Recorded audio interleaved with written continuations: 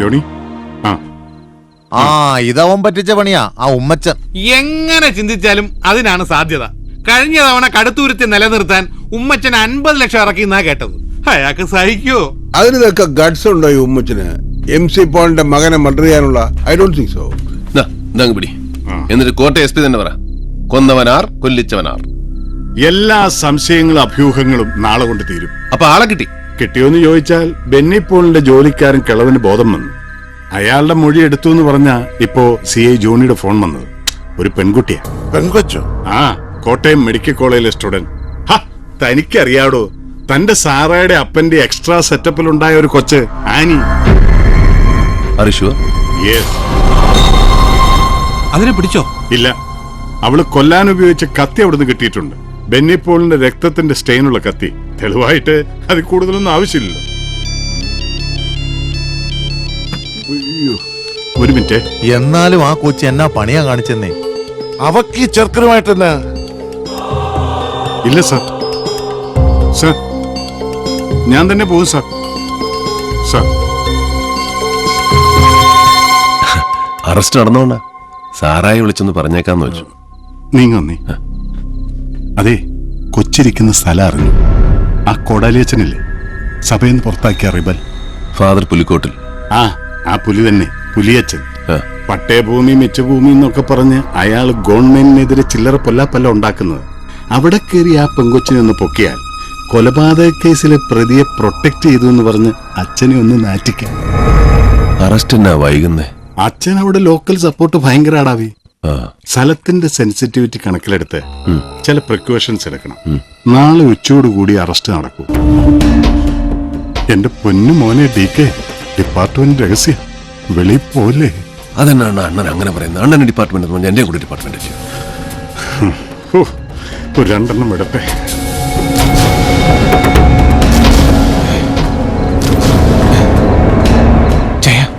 അബൂബക്കർ ഒരു വിവരം പറഞ്ഞു. ആനി വെളുപ്പിന് ഇവിടനും കുട്ടിക്കാനത്തിന്.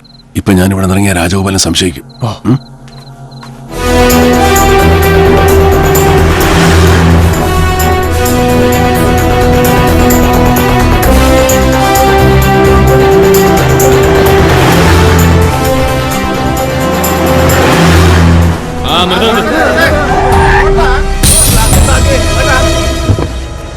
ആരാ?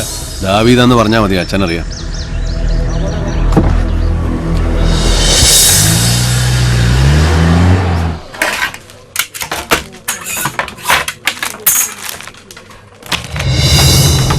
റവന്യൂ മന്ത്രി വരട്ടടോ. അയാള് വന്നിട്ട് കാര്യങ്ങൾ അയാൾക്ക് ബോധ്യപ്പെടുന്നുണ്ടോന്ന്. ഏത് നമ്മൾ പറയുന്നതിൽ നേരെ അയാൾക്ക് മനസ്സിലാകുന്നുണ്ടോന്ന് നോക്കാം. ഏത് ഇല്ലെങ്കിൽ ഇടുക്കിയിലെ കളക്ടർ ഓഫീസിന്റെ മുന്നിൽ ഞാൻ നിരാഹാരം കിടക്കും. രാഷ്ട്രീയക്കാരന്റെ ചുമ്മാ തട്ടിപ്പ് നിരാഹാരമല്ല, അവിടെ കിടന്ന് ചാവാൻ തയ്യാറായി തന്നെ കിടക്കും. ഏത്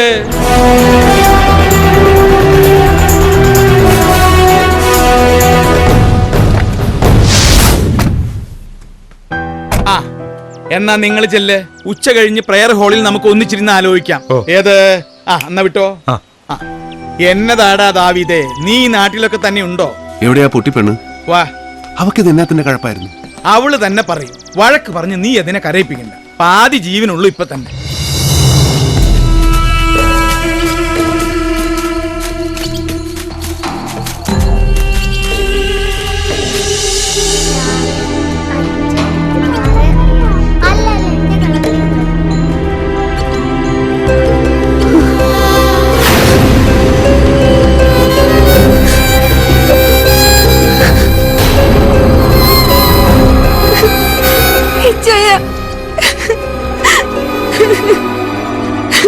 എന്നാ പണിയാ മോളെ കാണിച്ചേ? കരയല്ലേ, കരയല്ലേ.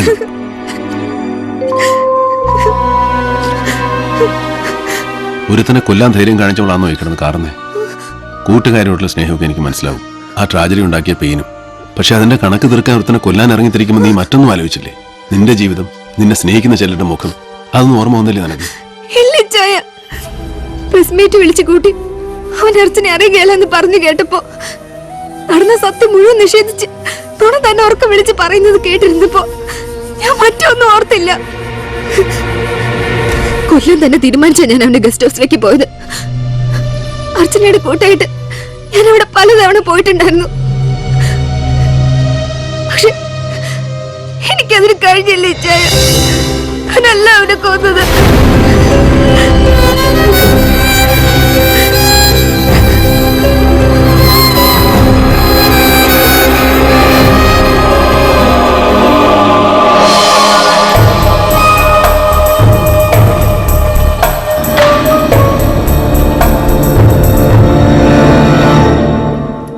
ആരാ? ഓ കുഞ്ഞ് മുമ്പിവിടെ വന്നിട്ടില്ലല്ലോ. മെഡിക്കലില് പഠിക്കുന്ന ചെല്ല് ചെല്ല്. ബെന്നി സാർ മുകളിലിരിപ്പുണ്ട്.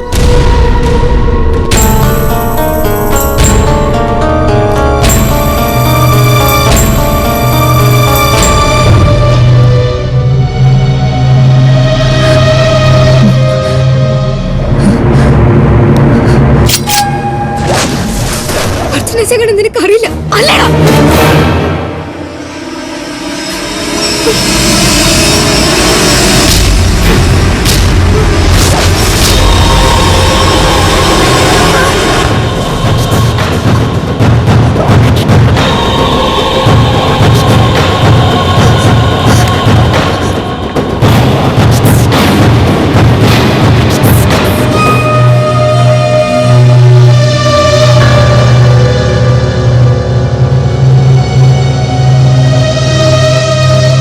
അവിടെ നിന്ന് ഓടി രക്ഷപ്പെടാൻ എനിക്ക് തോന്നിയുള്ളൂ. ഞാൻ കൊന്നിട്ടില്ലെന്ന് ആരോട് പറയണമെന്നും അറിയില്ലായിരുന്നു. ഇവിടേക്ക് പോരാൻ തീരുമാനിച്ചു. അതിനുള്ള ധൈര്യം എനിക്കുണ്ടായിരുന്നുള്ളൂ. ഇവിടെ വന്ന് വിളിച്ചിരിക്കുക. എത്ര കാലം? പോലീസ് അറിഞ്ഞു കഴിഞ്ഞു. ഇന്ന് അവരിവിടെ എത്തും. നിന്നെ ഇവിടെ വെച്ച് അറസ്റ്റ് ചെയ്യുക.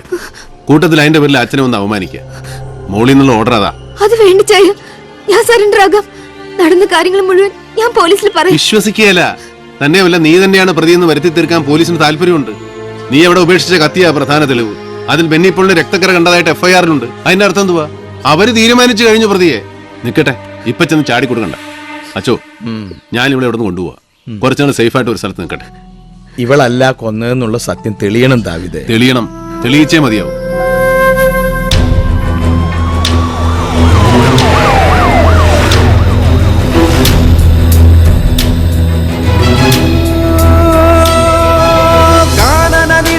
ചിരസെരിയുന്നൊരു നേരം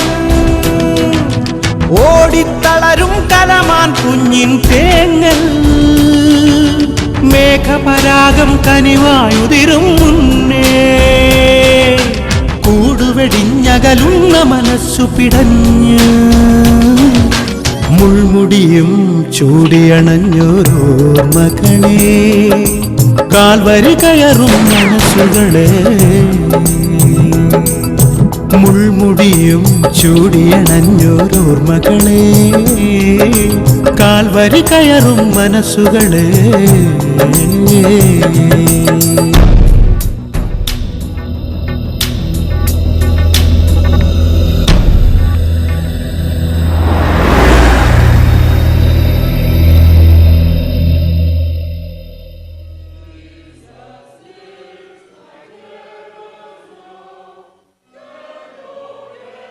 ഈ പെങ്കൊച്ചിനെ ഞാൻ എങ്ങാണ്ടോ കണ്ട് പരിചയമുണ്ടല്ലോ.